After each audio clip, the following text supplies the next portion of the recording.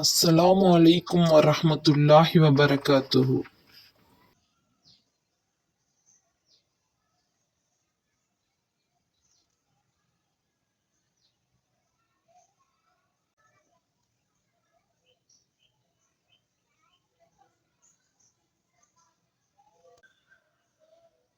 ஈசாவை நிராகரித்தவர்கள் அவரை கொலை செய்ய சதி செய்தார்கள். எனினும் அல்லாஹ் அவரை காப்பாற்றி தங்களில் ஒருவனையே அவர்கள் கொலை செய்து விடும்படி அல்லாஹ் அவர்களுக்கு சதி செய்து விட்டான்.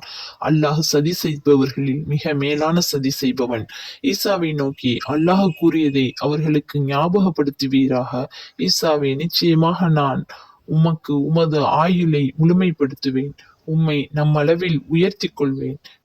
நிராகரிப்பவர்களின் அவதூறில் இருந்து உங்களை பரிசுத்தமாக்கி வைப்பேன்.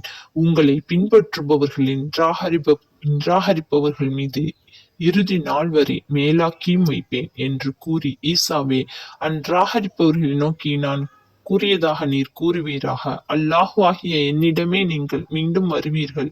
நீங்கள் தர்க்கித்துக் கொண்டிருப்பவற்றை பற்றி அந்நேரத்தில் நான் உங்களுக்கிடையில் தீர்ப்பளிப்பேன் என்றும் கூறினான். ஆகவே அவர்களில் எவர்கள் உம்மை நிராகரிக்கிறார்களோ அவர்களை நான் இம்மையிலும் மறுமையிலும் கடினமான வேதனை செய்வேன். அவர்களுக்கு உதவி செய்பவர்கள் யாரும் இருக்க மாட்டார்கள். எவர்கள் நம்பிக்கை கொண்டு நற்செயல்களையும் செய்கிறார்களோ அவர்களின் நற்கூலியை அல்லாஹ் அவர்களுக்கு முழுமையாக வழங்குவான். அல்லாஹ் அநியாயக்காரர்களை நேசிப்பதில்லை. நபியே, நாம் உம்மீது ஓதிய இவை இறைவனுடைய வசனங்களாகவும் ஞானம் நிறைந்த உபதேசங்களாகவும் இருக்கின்றன. நிச்சயமாக அல்லாஹ்விடம் ஈசாவுக்கு உதாரணம் ஆதமுடைய உதாரணத்தை போன்றதே. அவன் அவரை மண்ணால் உற்பத்தி செய்து மனிதனாக ஆகு என்று கூறினான். உடனே அப்படி ஆகிவிட்டது.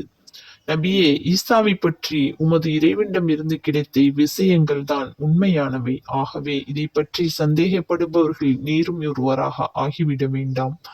நபியே, இதை பற்றி உமக்கு உண்மையான விபரம் கிடைத்த பின்னரும் உம்மிடம் எவரும் தர்க்கித்தால் அவர்களுக்கு கூறுவீராக, வாருங்கள், எங்கள் பிள்ளைகளையும் உங்கள் பிள்ளைகளையும், எங்கள் பெண்களையும் உங்கள் பெண்களையும், எங்களையும் உங்களையும் அழைத்து ஒன்று சேர்த்து வைத்துக் கொண்டு ஒவ்வொருவரும் நாம் கூறுவதுதான் உண்மை என சத்தியம் செய்து இதற்கு மாறாக கூறும் பொய்யர்கள் மீது அல்லாஹ்வின் சாபம் உண்டாவதாக என்று பிரார்த்திப்போம் என்று கூறும்படி கட்டளையிட்டான். இவ்வாறு நபி அவர்கள் அழைத்த சமயத்தில் ஒருவருமே இப்படி சத்தியம் செய்ய முன் வரவில்லை. நிச்சயமாக இதுதான் உண்மை வரலாறு. வணக்கத்துக்கு தகுதியான இறைவன் அல்லாஹ்வை தவிர வேறு யாரும் இல்லவே இல்லை. நிச்சயமாக அல்லாஹுதான் அனைவரையும் மிகைத்தவன், ஞானமுடையவன் ஆவான்.